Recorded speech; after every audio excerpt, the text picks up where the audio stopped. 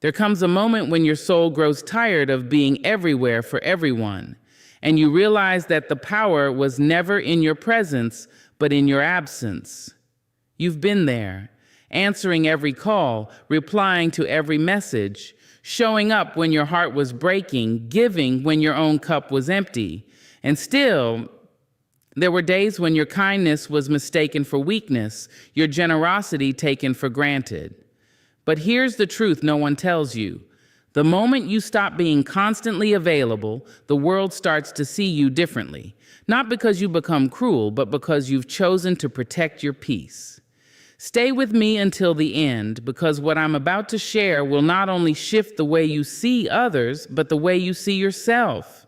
There comes a point in every person's life when they realize that giving without limit does not make you more loved. It makes you more used. And it's not because people are naturally cruel, though some are. It's because human nature grows comfortable with what it does not have to earn. The moment you are always within reach, the moment you respond to every call, answer every question, fix every crisis, you slowly begin to fade into the background of people's lives. They stop noticing the sacrifice because the sacrifice has become routine. And when something becomes routine, it stops being treasured. Boundaries are not walls. They are the frame around the masterpiece of your life. They tell the world, this is where I end, and where you must take responsibility for yourself. Without them, you become a public road where anyone can travel, leave their footprints, and move on without a thought. But when you draw that line, when you step back and decide that your soul is not open 24/7 for every passerby, you change the way people approach you. It's strange how respect works. It rarely arrives when you're overextending yourself. It rarely blossoms when you're bending so far to accommodate others that your own spine aches. No, respect often blooms in the soil of absence, in the rare air of no. When you tell someone you are unavailable, you send a message that your time, your energy, and your spirit are valuable commodities. And anything valuable must be approached with care. The people who truly see you, who truly love you, will not be angered by your boundaries. They will be anchored by them. They will understand that in protecting yourself, you are protecting the very connection you share.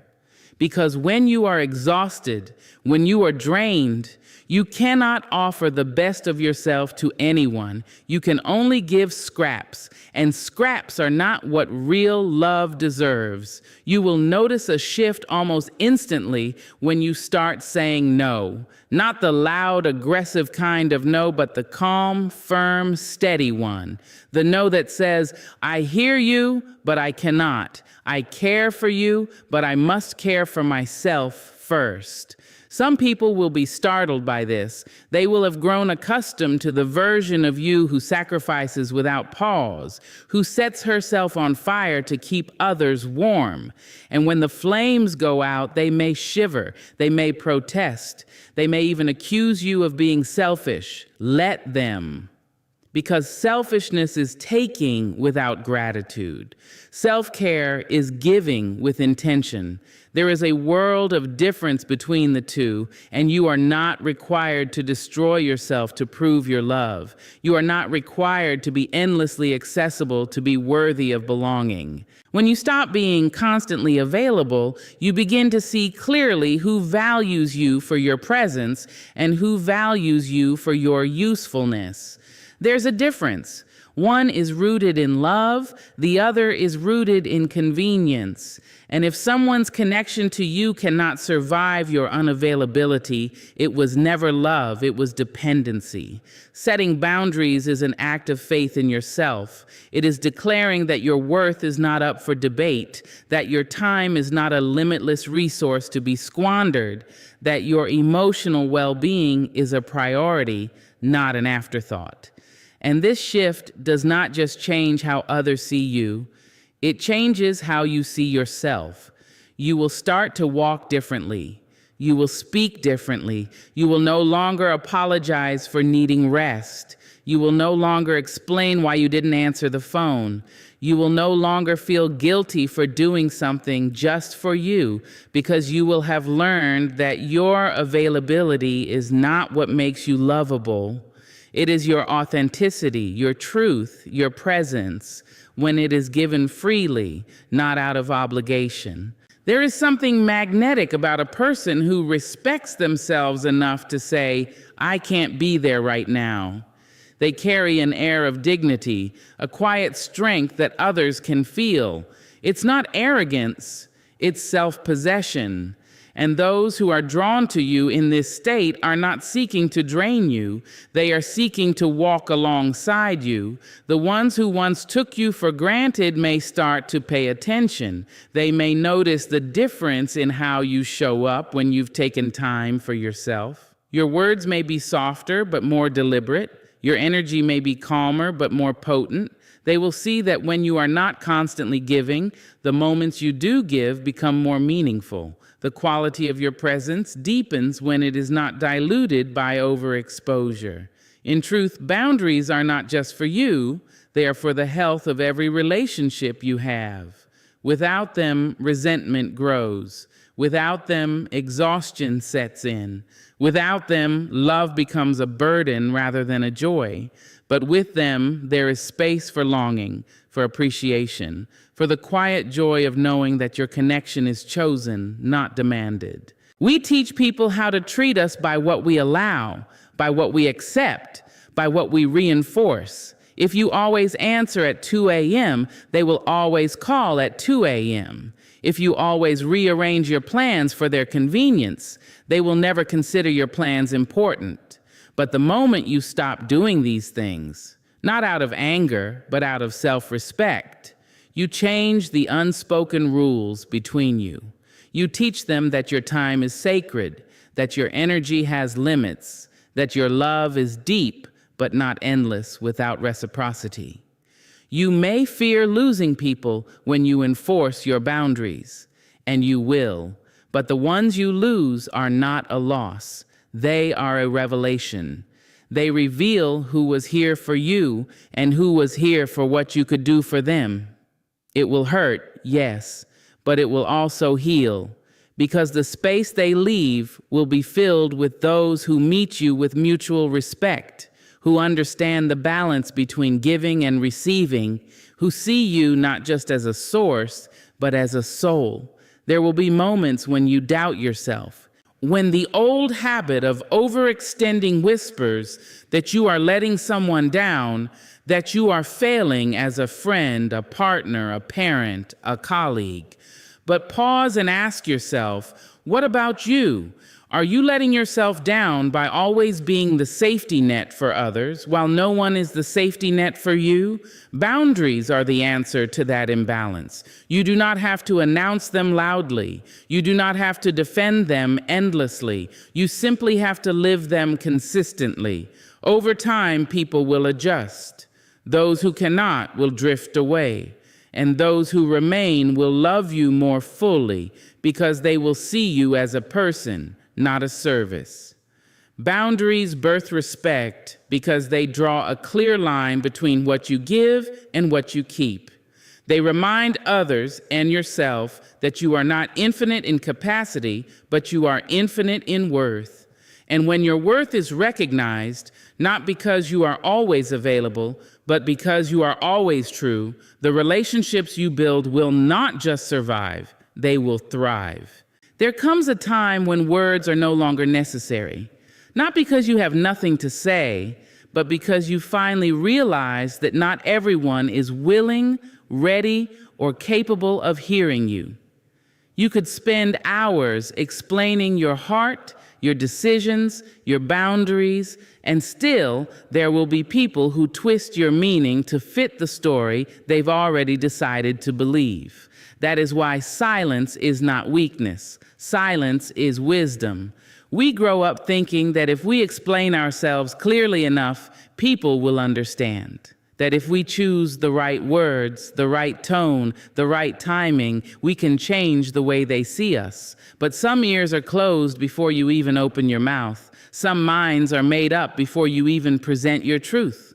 And in those moments, your explanations are like pouring water into a sealed jar. It doesn't matter how pure or clean the water is, it will never get in. There is a quiet power in simply stepping back, in choosing not to argue with someone determined to misunderstand you, in choosing not to defend yourself against a charge that was never about truth in the first place.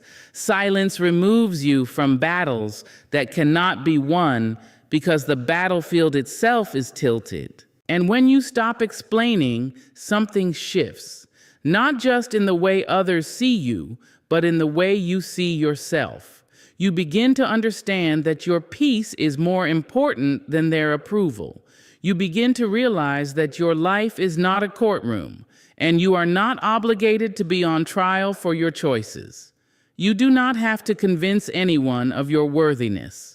It takes courage to walk away from the need to be understood. It takes maturity to stand in your truth without broadcasting it in all directions. This is not about pride, it is about protection. Every time you explain yourself to someone unwilling to hear you, you hand them another thread to pull, another weapon to turn against you. But when you stand silently, they have nothing to twist. They are left with only your absence, and that absence will speak volumes. Silence can be unsettling to those who have grown used to your constant explanations. They may accuse you of being cold, detached, unfeeling, but silence is not the absence of care. It is the presence of self-control. It says, I know what I believe. I know why I made my choice, and I will not spend my life begging for your permission to live it. In your silence, you create space. And in that space, truth often rises without your help. Time reveals what arguments cannot.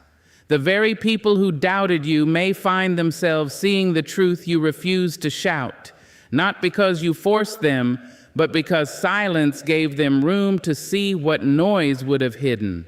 Silence is not about retreating in fear. It is about advancing with wisdom. Think of the ocean. It is most powerful not when it crashes violently against the shore, but when it pulls back quietly, gathering strength, preparing for a wave that will reshape the coastline. That is what silence can do for you. It gathers your energy. It protects your dignity. It allows you to respond, not react. We often believe that if we are silent, we will be forgotten. But silence can make you unforgettable. Words are everywhere. People hear them all day from everyone about everything. But silence is rare. Silence is noticed. When you refuse to argue, refuse to defend, refuse to over-explain, people take note. They may not say it out loud, but they feel the weight of it. And often, they fill the silence with their own reflection. In silence, you protect yourself from the exhaustion that comes with justifying every choice. You keep your energy for the people who have already proven they deserve it. You no longer scatter your truth like seeds on barren ground. Instead, you plant it where it will grow, inside your own heart, inside relationships built on mutual understanding. Sometimes silence is the only language some situations deserve. When gossip rises, let it echo without your voice. When assumptions fly, let them soar without your hand guiding them. When judgment comes, let it pass through the air without clinging to your spirit. Silence can't stop people from speaking, but it can stop their words from becoming your burden. And here's the secret. Silence has its own way of speaking. It says, I am no longer playing this game. I am no longer giving you my energy. I am no longer willing to prove to you what I already know is true. In silence, you find yourself again. You hear the sound of your own thoughts without interruption. You realize how much mental space was once filled by defending yourself. And in that newfound quiet, creativity returns. Joy returns. The voice that matters most, your own, becomes clear again. There will be people who will not understand your silence, and that is fine. There will be people who push harder, provoke more, hoping to get a reaction. That is where the discipline lies, in not breaking your quiet just to satisfy their need for conflict. Silence is not about winning an argument. It is about choosing not to play the game at all. It will feel strange at first, this quiet, especially if you have lived a life of over-explaining, of smoothing over misunderstandings, of making sure everyone is comfortable even when you were not. You will feel the urge to fill the silence with words, but with time you will see how freeing it is. You will see how much more peace you have when you no longer hand out pieces of your truth to people who only intend to throw them back. Silence will teach you patience. It will teach you to trust the natural unfolding of events. It will show you that not every story needs your commentary. Not every misunderstanding needs your correction. Not every opinion about you needs your response. The world will still spin without your constant explanations. The people who love you will still love you without your endless justifications. And the truth will still be the truth, whether or not you speak it out loud in that moment.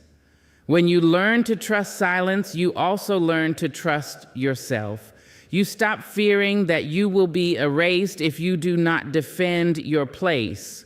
You stop believing that your worth is tied to how well you can make others see you.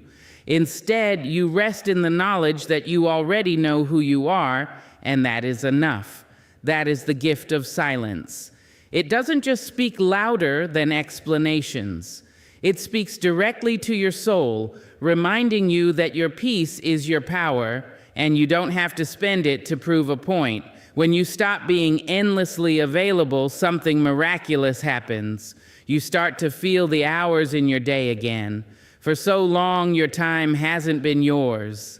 It's been stretched thin across other people's needs, stitched into the fabric of their schedules, poured into cups that never seemed to stay full. You've moved through life like a clock with no hands, constantly ticking but never really telling your own time. Then one day you make a change. You say no to a request. You let a call go unanswered. You decline an invitation that would have left you drained. And suddenly you find yourself with an empty space in your day. At first, it feels strange, almost uncomfortable. You're so used to being in motion that stillness feels like a mistake. But then, like the sun slowly breaking through a heavy sky, you realize you have just reclaimed a piece of your life. Time is the most precious thing you own, yet it's the easiest thing to give away without thinking. You hand it over in minutes, in hours, in days, not realizing how quickly it vanishes. And unlike money, unlike possessions, time will never return once it's spent. But when you step back from constant availability, time begins to return, not because the hours themselves come back, but because you stop letting them be stolen. You begin to notice mornings again. You make your coffee without rushing. You hear the sound of your own breath as you sit in quiet. You remember what it feels like to have a moment with no agenda, no one pulling at you, no clock running you down.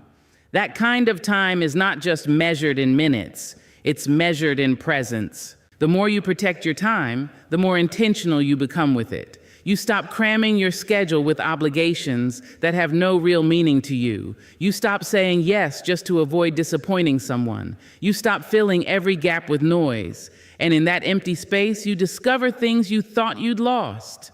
The joy of reading without distraction, the peace of walking without hurrying, the simple pleasure of doing nothing at all and feeling no guilt about it. Time returning to you is not about having fewer responsibilities. It's about refusing to carry responsibilities that aren't yours. For years, you've carried the weight of other people's emergencies, other people's mistakes, other people's endless needs. And while helping others can be beautiful, it becomes destructive when it leaves you with no time for your own life. When you draw a line, when you tell someone, I can't help you right now. You're not abandoning them. You're allowing them to stand on their own feet, and you're allowing yourself to stand on yours. There's a quiet transformation that happens when you start living in your own time. You stop feeling like life is racing past you. You stop living only in reaction to what others want. You start choosing how to spend your hours instead of letting them be chosen for you. You start to see that your time is your life. It's the canvas on which you paint your memories, your dreams, your rest, your growth. And if you give every brushstroke away, you'll have nothing left that truly belongs to you. When time returns to you, you notice how much of it you once wasted on people and situations that gave nothing back. You see how often you rushed for no reason, how often you rearranged your life for someone who would not have done the same for you. And while that realization can sting, it also heals, because now you know better. Now you know the value of your hours. You start to invest that time differently. You pour it into things that make your heart fuller, conversations that lift you up, work that inspires you, moments that strengthen you. You take back mornings for your own rituals, evenings for your own peace, weekends for your own joy. You stop letting guilt convince you that everyone else's schedule is more important than your own. And here's the beautiful thing. When time comes back to you, life slows down enough for you to truly live it. You notice the way sunlight hits the floor. You savor the taste of your food instead of swallowing it between tasks. You find space to listen, not just to others, but to yourself. You begin to hear the dreams you buried under layers of busyness. You begin to remember the things you once promised yourself you'd do when you had time. Well, now you have time, and the more you protect it, the richer it becomes. Because when you spend your hours with intention, even ordinary moments take on extraordinary meaning. A quiet cup of tea becomes a meditation. A short walk becomes a gift. An afternoon spent creating something becomes a celebration of being alive. It's not that you will never give your time to others again. You will and you should. But now you will give it from a place of abundance, not depletion. You will give it because you choose to, not because you feel you must. And that difference changes everything. When you show up on your own terms, your presence is more alive, more engaged, more generous. You are not rushing through the moment. You are in it. Time returning to you is not just about minutes on a clock. It's about the return of yourself to yourself. It's about reclaiming the pieces of your life that you lost in the constant shuffle of demands. It's about remembering that you are allowed to have days that are yours alone, hours that no one else touches, moments that are not for public consumption. And as you begin to live this way, you'll notice something else. People start to respect your time because you respect it. They stop assuming you will always be available.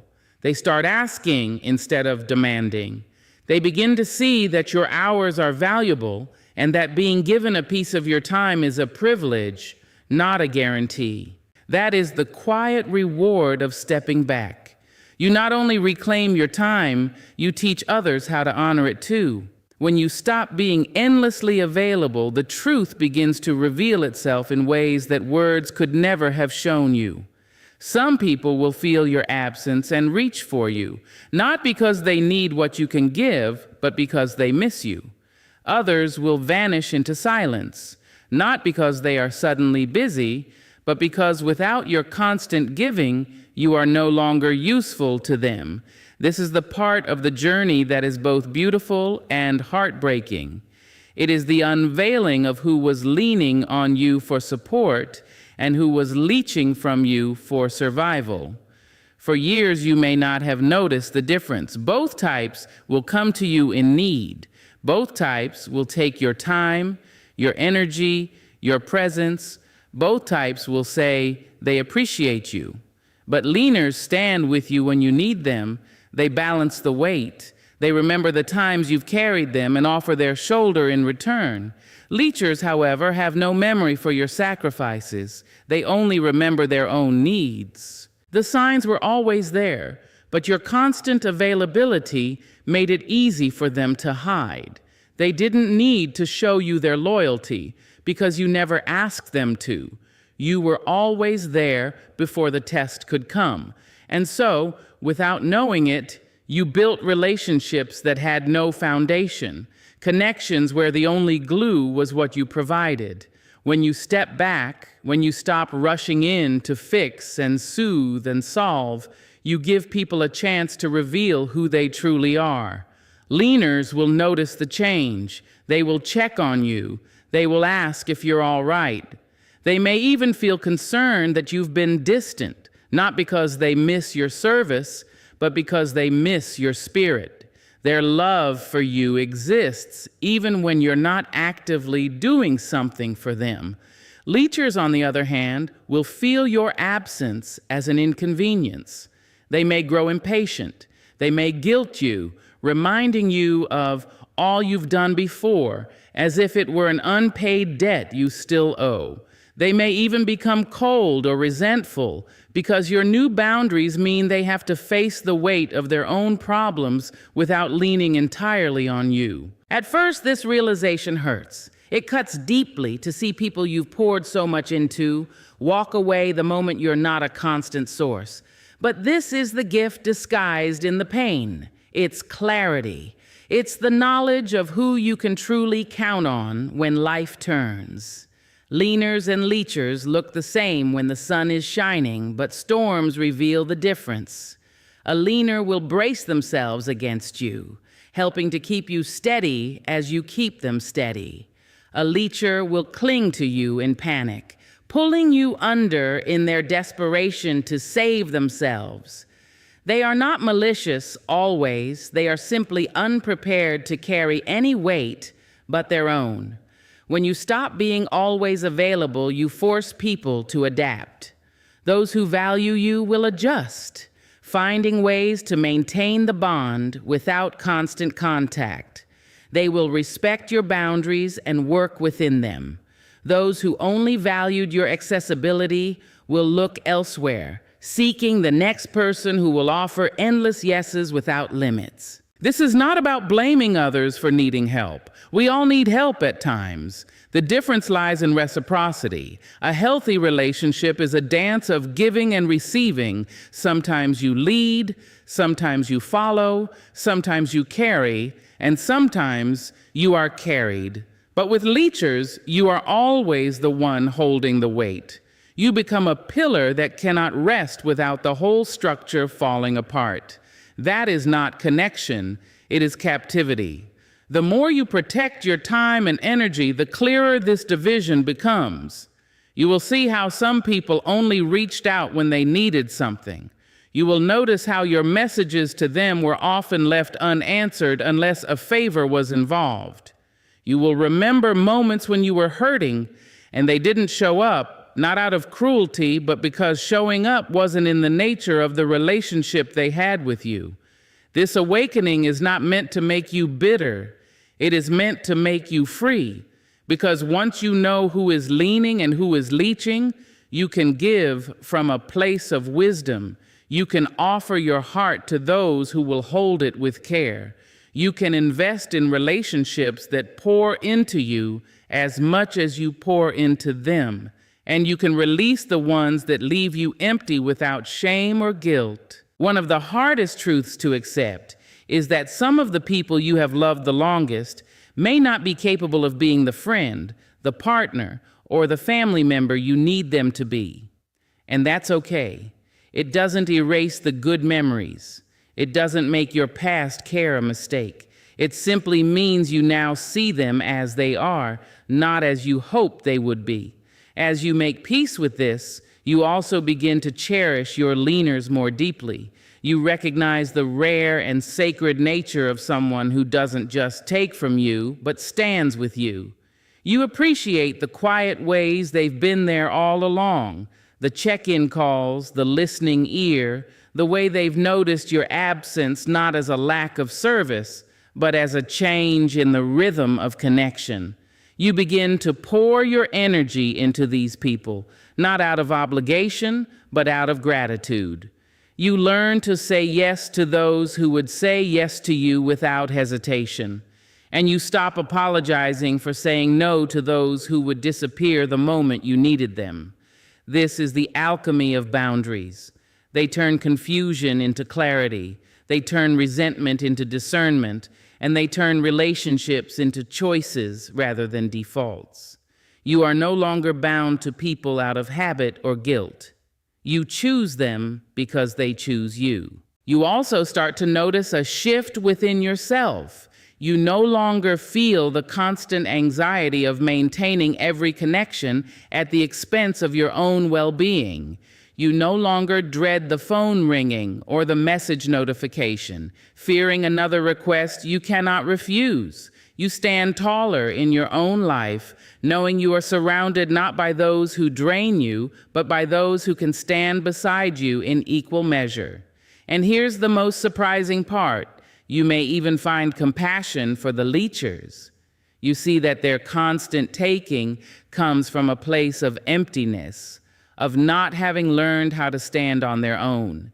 You may still help them from time to time, but it will be on your terms, with clear limits, and without sacrificing yourself. You no longer try to fill their bottomless cup with your own soul. In the end, the distance you create by not being constantly available becomes a filter. It filters out dependency disguised as friendship, need disguised as love, and obligation disguised as loyalty. What remains is something purer, stronger, and infinitely more nourishing. When you finally know who was leaning and who was leeching, you carry no more illusions. You walk lighter, surrounded by those who truly walk with you. And that is the kind of company worth keeping for the rest of your life. There is a certain kind of tiredness that sleep cannot touch.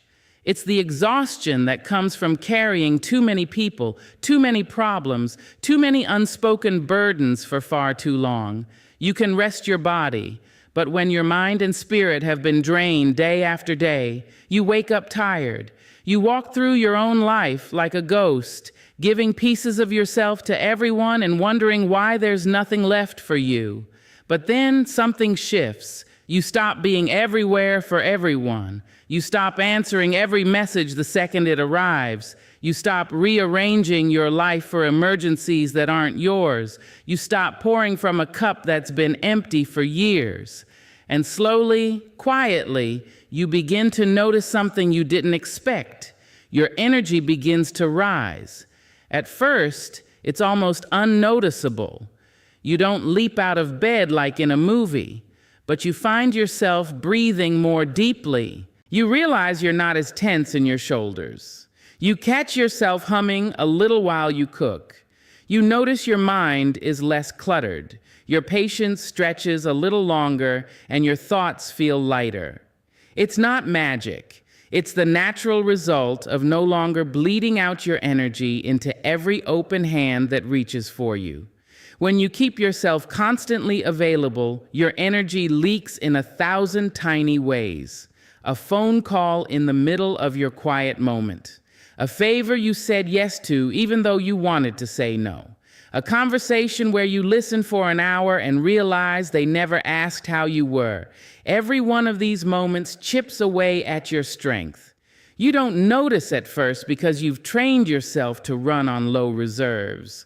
But the body knows, the spirit knows.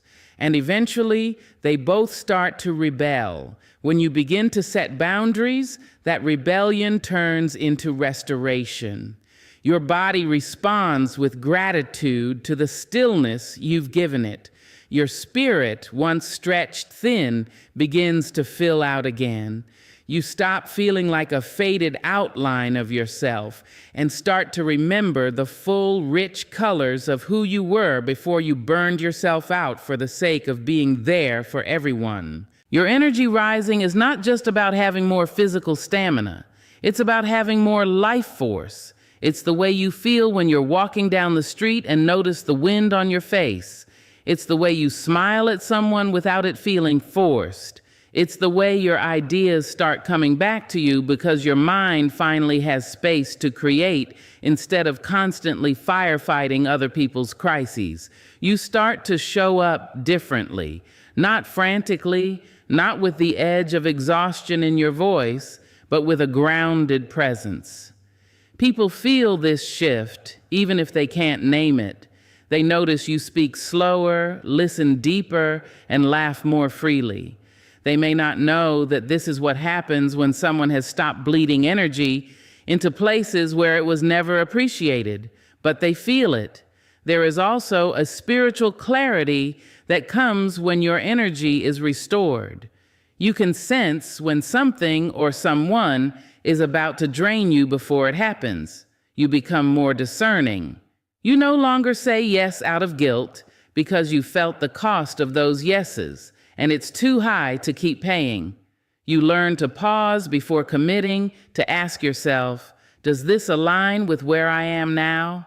And if it doesn't, you walk away without apology. Your energy becomes magnetic when it rises, not because you are doing more, but because you are being more. When you're no longer exhausted, you stop blending into the background of your own life. You become a light that others notice, not because you are shining for them, but because you are shining from within. People often think energy comes from doing less, but in truth, it comes from doing more of what feeds you and less of what drains you. You can work hard and still feel vibrant if the work is aligned with your spirit. You can be busy and still feel alive if the busyness is made of things that matter to you. It's not about becoming untouchable. It's about becoming intentional. And here's the unexpected gift. When your energy rises, the quality of what you give to others improves. You no longer show up half present, running on fumes. When you say yes, you mean it. When you help, you give from a place of fullness. People can feel the difference between the version of you that is stretched thin and the version of you that has chosen to protect your vitality. You also stop feeling resentful. That's one of the clearest signs your energy has returned. Before, every request felt like another brick on your back, even if you smiled while saying yes. Now, because you are not overextended, you can give without bitterness. You can offer your time without secretly wishing you had kept it for yourself. This makes your relationships healthier because your giving is no longer tangled with quiet frustration. As your energy rises, you notice your own joy returning. Small things feel good again. You're more present in conversations. You remember to call people you care about, not because they need something, but just to connect. You have the capacity to dream again. Not vague, impossible dreams, but real visions for what you want to experience in your own life. And perhaps the most beautiful part is this. You stop being addicted to exhaustion. You stop wearing your busyness like a badge of honor. You stop thinking that being drained means you are important. You realize instead that true importance is measured by how deeply you live, not by how endlessly you serve. Protecting your energy becomes second nature. You stop giving access to everyone. You start trusting your instincts about who can handle your light without trying to dim it. And you release the guilt that once came with saying no. You know now that every no you give to something that drains you is a yes to something that nourishes you. With your energy restored, your life changes in ways that are hard to put into words. It's not just that you feel better, it's that you are better. Better at loving, better at listening, better at living, because you are no longer running on the scraps of yourself, you are living from the whole.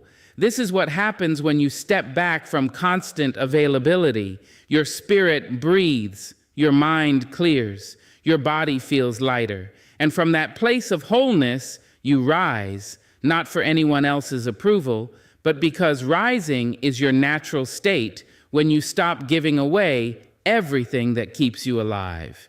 When you stop chasing what isn't meant for you, the right things begin to find you. It's not magic, it's alignment. It's the quiet but powerful shift that happens when you stop forcing yourself into spaces where your presence is merely tolerated and start choosing only the spaces where your presence is valued. For too long, you might have tried to win over people who never truly saw you. You tried to earn a place in their world by being overly kind, overly accommodating, overly available. You bent yourself into shapes you didn't recognize, all in the hope that if you could just prove yourself enough, they would finally treat you with the love and respect you deserved. But the truth is, when you have to fight that hard to be honored, you are in the wrong place. When you finally step away from those dynamics, the world begins to shift around you. You start meeting people who don't need to be convinced of your worth, they simply recognize it. You find opportunities that don't demand you shrink yourself to fit, but instead invite you to expand. You notice that life begins to reflect back the way you now treat yourself, because that's where it begins, with you. You attract what honors you by first honoring yourself. That means you stop making excuses for people who continually show you they cannot or will not value you. It means you stop breaking your own heart by staying in situations where you're only half loved. It means you speak up when something doesn't sit right with you, even if your voice shakes. When you decide that you are worthy of respect, care, and truth, you naturally repel what doesn't align with that.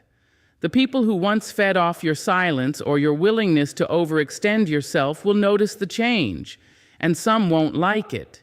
They may try to guilt you back into old patterns. They may call you selfish, distant, or difficult. But those words no longer stick when you know the truth. Protecting your peace is not selfish, it's sacred. The beauty of attracting what honors you is that it's not about pretending to be perfect or flawless. It's about being fully yourself without fear of rejection.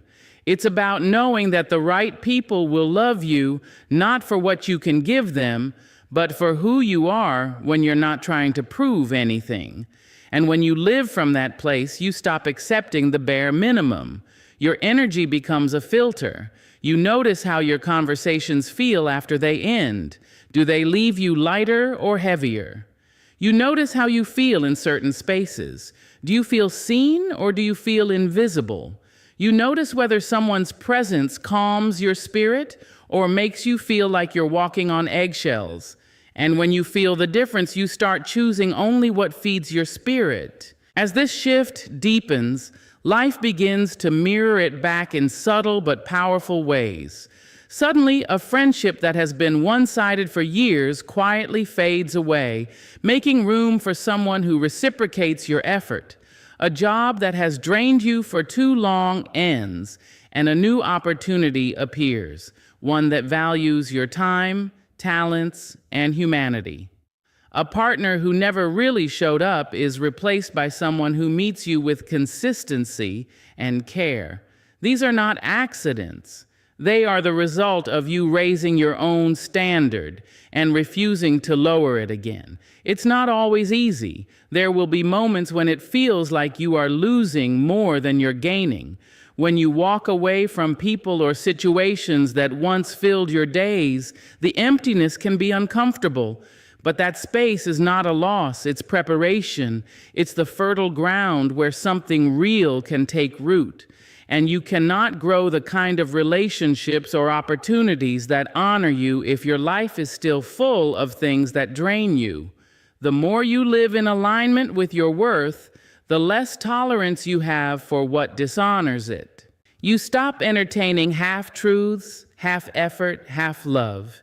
You stop bending your boundaries just to make someone else comfortable. And you stop seeing rejection as a reflection of your value. It becomes a reflection of alignment. If someone cannot honor you, they simply are not meant to be part of your inner circle. You attract what honors you because your energy sends out a clear signal. People can sense when you respect yourself. They can sense when you are not desperate for validation, when you are not afraid to walk away if something feels wrong. That quiet confidence draws in those who are capable of meeting you where you are. It also keeps away those who would only take advantage of you. And perhaps the most profound thing is this: you stop needing constant reassurance. You no longer cling to someone's presence out of fear they will leave, because you know that what is meant for you will not require you to beg, chase, or compromise your peace. You stop worrying about whether someone likes you and start asking yourself, do I like how I feel around them? When you live like this, your life begins to fill with people, places, and opportunities that reflect back the love and respect you have learned to give yourself. It doesn't mean every day is perfect, but it does mean you move through life with a deeper sense of stability. You know who you are, you know what you deserve, and because of that, you no longer settle for anything less. The truth is, the world responds to the standard you set. When you stop accepting crumbs, you make space for the feast. When you stop making yourself small, you attract people who can handle your full presence.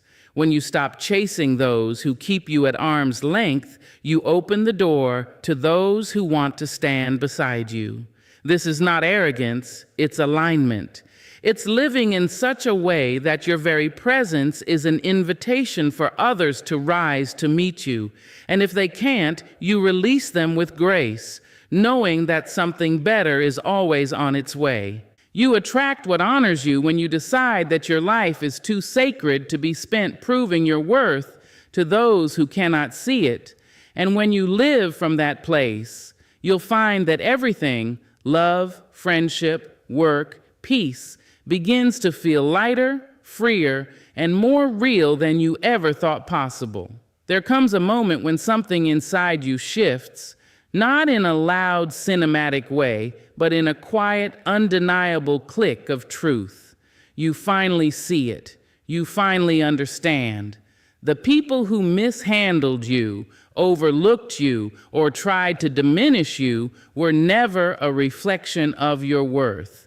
Their inability to see your value was not proof that it didn't exist. All it really meant was that they were not capable of recognizing what was right in front of them. You were always the prize. You just needed to remember. For so long, you may have lived as though your worth was a question waiting for someone else to answer. You might have bent yourself into uncomfortable shapes to please people who gave you crumbs in return. You may have chased approval like it was oxygen, waiting for someone's validation to make you feel like you belonged. You might have stayed in situations that hurt you simply because you were afraid that leaving would mean you were unwanted. And all along, you didn't realize that you were never supposed to convince anyone of your value. You were supposed to embody it. When this realization hits, it's both liberating and sobering.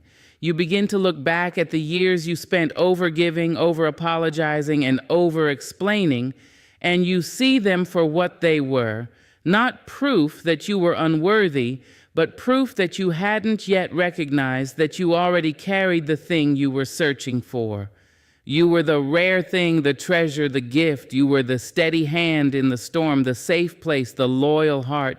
And not everyone deserved to have access to that. This is where everything starts to change. You stop moving through life as if you are auditioning for acceptance. You stop trying to shrink yourself so others feel more comfortable. You stop agreeing to terms that strip away your joy just for the sake of keeping the peace. You realize that being the prize isn't about arrogance or superiority. It's about knowing the depth of what you bring into the world and refusing to let it be mishandled. People can sense when you know your worth. They can feel the way you carry yourself, not in an inflated, prideful way, but in the grounded, unshakable way of someone who knows they have nothing to prove. You stop chasing those who run from you. You stop begging for love that must be begged for. And in doing so, you create a gravitational pull that draws in people who value you without condition. The truth is, when you don't see yourself as the prize, you hand over your power. You end up in cycles where you are constantly auditioning for the role of being chosen, instead of realizing that the right people will choose you without you needing to perform. But when you reclaim that truth, that you are the one bringing the value, the kindness, the stability, the light, everything shifts. You stop worrying about whether someone will pick you and start asking yourself whether they are worthy of the seat at your table. You begin to move differently. You notice when someone's words don't match their actions and you quietly step back. You recognize when your kindness is being taken for granted, and you stop giving unlimited access to those who only show up when it benefits them. You no longer try to prove that you are lovable, you simply know that you are, and in that knowing, you become unshakable. There will still be people who try to treat you as though you are replaceable. Some will even attempt to diminish you when they sense that you no longer bend as easily. But this time, instead of feeling the sting of rejection, you see it for what it is: misalignment. Their inability to value you does not diminish you. It simply disqualifies them from having you. Not everyone is meant to hold something rare. You also start to see how much time you wasted worrying about whether you were enough. Enough for who? Enough for what? Enough according to whose standard? You were always enough and more than enough. You were the one bringing warmth into cold rooms, the one who could find beauty in broken places, the one who held hope when everyone else gave up. If someone couldn't see that, it was never because it wasn't there. It was because their vision was too limited to recognize it. This shift also brings a new kind of peace. You stop trying to control outcomes or force connections. You no longer chase after what walks away because you trust that anything truly meant for you will not require you to beg for its presence. And that trust makes you magnetic. You radiate a calm, grounded energy that tells the world, I know who I am. I know what I deserve. I will not settle for less. Being the prize doesn't mean you are perfect. It doesn't mean you never make mistakes or that you are above growth. It means you recognize your inherent worth even when you are still evolving. You understand that you are a work in progress and a masterpiece at the same time. And you protect yourself accordingly, not by building walls out of fear, but by building gates with discernment. When you carry yourself like the prize, you no longer measure your worth by how much you're needed, how much you give, or how well you can hold everything together. You measure it by the truth that even if you stripped away your titles, your achievements, your possessions, you would still have value simply because you exist. And that is the kind of worth no one can take from you. As you live in this truth, you notice your standards rising. The conversations you once tolerated feel empty now. The relationships you once clung to feel too heavy to carry. You'd rather have fewer people in your life than fill your days with those who only pretend to care. You'd rather wait for what's real than settle for what's convenient. You'd rather protect your energy than spend it trying to convince someone to treat you with the respect you deserve. And here's the thing, when you finally know you're the prize, you stop fearing loss. You stop thinking that if someone leaves, it's the end of something irreplaceable. You understand that your value does not decrease just because someone failed to see it. You know that the right people will never require you to diminish yourself to be loved. And you also know that losing what doesn't honor you isn't a loss. It's a clearing for something better. This awareness seeps into every part of your life. In friendships, you look for mutual care, not one-sided effort. In love, you look for consistency, not empty words. In work, you look for environments that value your contribution, not places that exploit your dedication.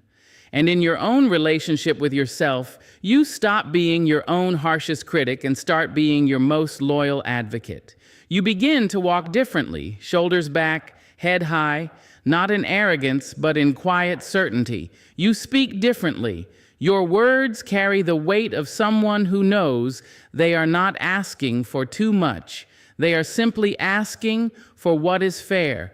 You choose differently. You no longer take the first offer, the bare minimum, or the half-hearted attempt. You hold out for the thing that honors you fully. There's a freedom in this way of living. It's the freedom of knowing you don't have to chase what is already yours. You don't have to prove your worth to those who are blind to it. You don't have to bargain with your dignity just to keep someone in your life. You can walk away with grace because you know that you were always the blessing in the equation. And maybe that's the most beautiful part. You realize that even when others failed to honor you, you were still the one who brought the light, the love, the stability. You were the safe place, the constant, the one who gave without keeping score. You were the rare thing they didn't know how to hold. And now, instead of mourning that, you wear it like a crown. Because once you know you are the prize, you stop playing small. You stop letting fear make your choices. You stop settling for less than what you give. You live like someone who understands that their very presence is a gift, and you give it only to those who can receive it with the care it deserves. When you stop being available, you stop begging for a seat at tables that were never built for you. You become the table. You become the feast. You become the invitation. And those who come to you now come because they know you are worth the journey.